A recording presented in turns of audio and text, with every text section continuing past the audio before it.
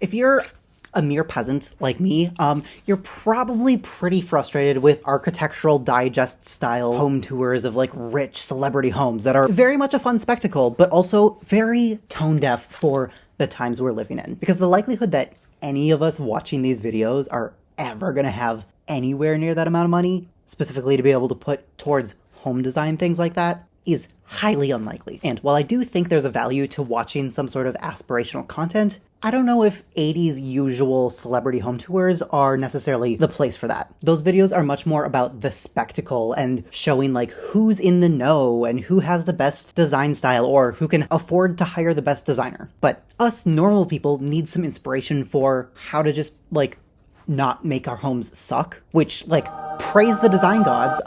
Architectural Digest finally came out with what I would consider a relatively realistic home tour. It's in a relatively normal looking apartment, and it's clearly not designed to like look perfect and styled in a magazine, but instead it's like very specifically meant to function well for the person who lives there. Now, I will say before you jump down and yell at me in the comments, I'm aware that this is a $40,000 renovation, but like within the context of renovations, that's a pretty good number. That is quite realistic. And I believe this number includes pretty much the entire apartment. I don't think they did much to the bathroom, but this includes the kitchen. This includes built-ins in like the living room and everything. And a lot of what's done in this makeover is what I would consider relatively DIY friendly. Like you definitely have to be a DIYer. You have to have the right tools. You have to do your research and have some knowledge about all this stuff.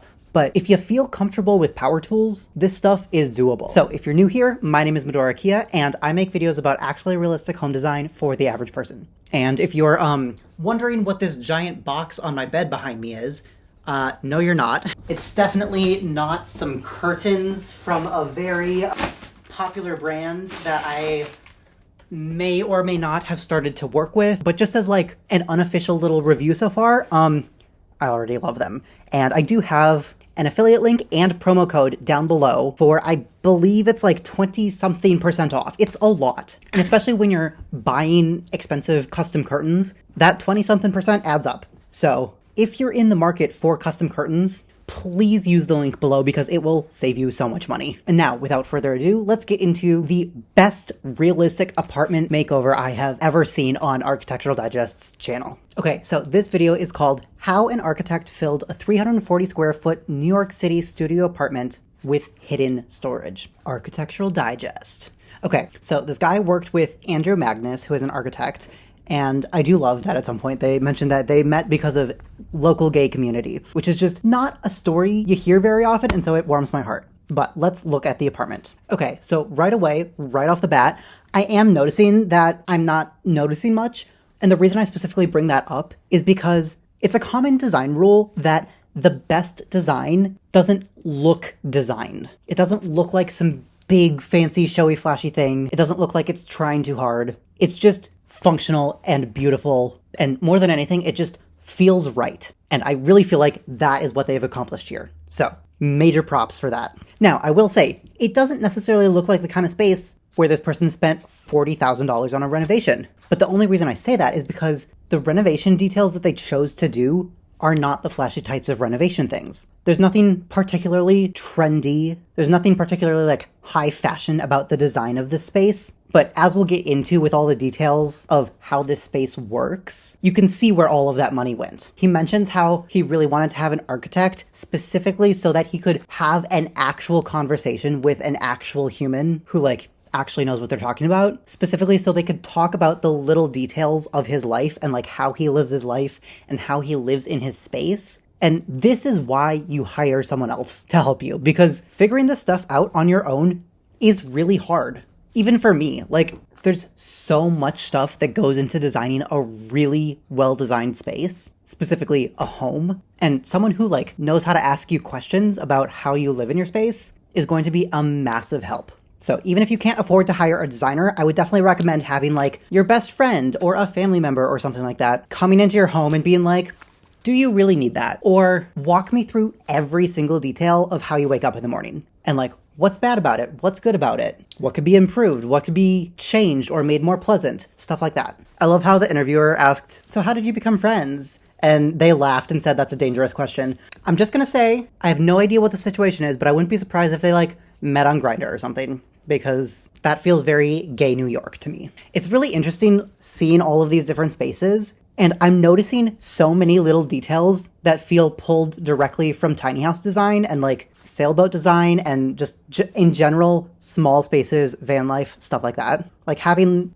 built-in bench seating as opposed to chairs because you can store stuff in there, and you can also hide utility stuff in there. That's a great one. They're describing going very into detail about like when you cook, how do you cook? What do you cook? What utensils do you need to cook with? In what order do you prep things? How much space do you need in an oven or on a stove or something like that? And I believe at one point in the video, a little bit later on, they'll show up on some shelves in the kitchen, he's got a stacking set of pots that has a removable handle, which again, very tiny house coded. There is so much to be learned about living in regular small apartments from tiny house design. I do love that he mentioned you can only have time, price, and quality when it comes to, in this case, a renovation or any service in general. And you can only have two. It can be fast and well done, but it's gonna cost you. Or it can be well done and cheap, but it's gonna take forever, or something like that. I love how they've added some before photos into here. It really shows just how like much they didn't think about the space.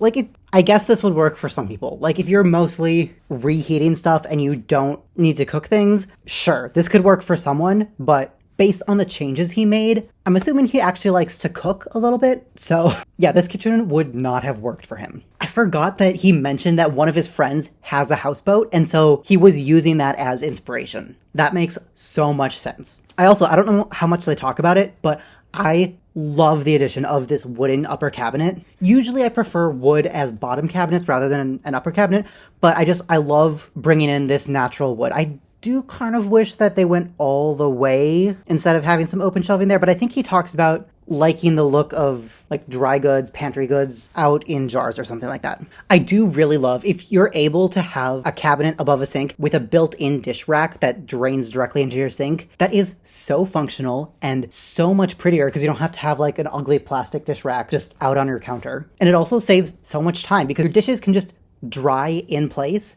And that's also where they are stored. Like you don't have to have a separate place to store your dishes if they just all fit in the drying rack. And I've seen this before, but I still am absolutely mind blown by it every single time because it's just like the most perfect design. Like it's such a good example of blending function and beauty and aesthetic and space saving and all of that. Okay, so here's that pot set he was talking about. It comes with handles that can come off, and so you can put the one handle on each of them, and you don't have handles getting in the way when you're trying to store them, which is a massive space saver. I have to say, I do really love the Leather Daddy salt and pepper shakers, as he called them. Very cute, gay, on brand. And I love how it brings some extra character and more of a conversation starter into what might otherwise be considered kind of a relatively boring home, at least compared to the type of stuff we usually see on Architectural Digest. I love this random little, I don't even know what to call it. It's kind of a cabinet. It's kind of a door. It's got all of these little shelves in it, but it's just so functional in how accessible everything is, how it hides everything from view. But then as soon as you open it, you can immediately see everything you need. And I do think it's really fun that they put a little pop of color in here.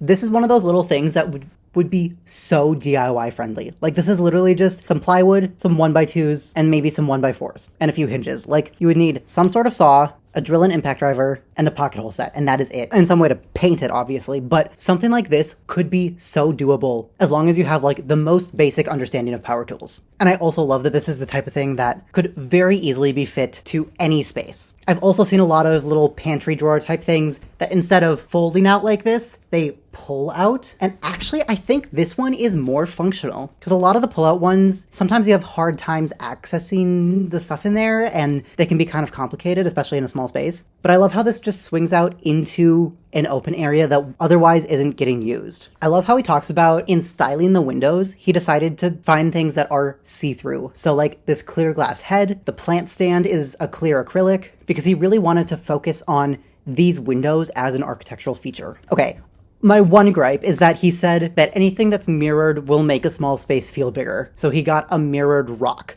That rock is not going to make your space feel bigger. Like, sure, definitely play around with like light and reflection, especially in contrast with like matte textures, but that tiny little rock is not going to make your space feel bigger. What's going to make your space feel bigger is putting a giant mirror in your tiny entryway that already feels super cramped so that it really like opens up the space. Like that's what's going to make your space feel bigger, not this tiny little rock. This is a fantastic way to cover up something ugly, get a lot of function out of it, make something that's beautiful, and make something that feels really like built-in and custom. Again, this is relatively DIY friendly. You've got 2x2s in here for the structure. You've got this butcher block, and the only hard part about this would be the weird angles that this is cut on to do like the 2-layer situation, 2 levels. And then these covers on the front are, again, just, it looks like maybe a 1x2 cut in half. They're like little thin strips that let the air flow through so that you can have the AC on, but also not have to look at an ugly box. So I love how they've incorporated this, and I love that, again, they brought in the natural wood, but then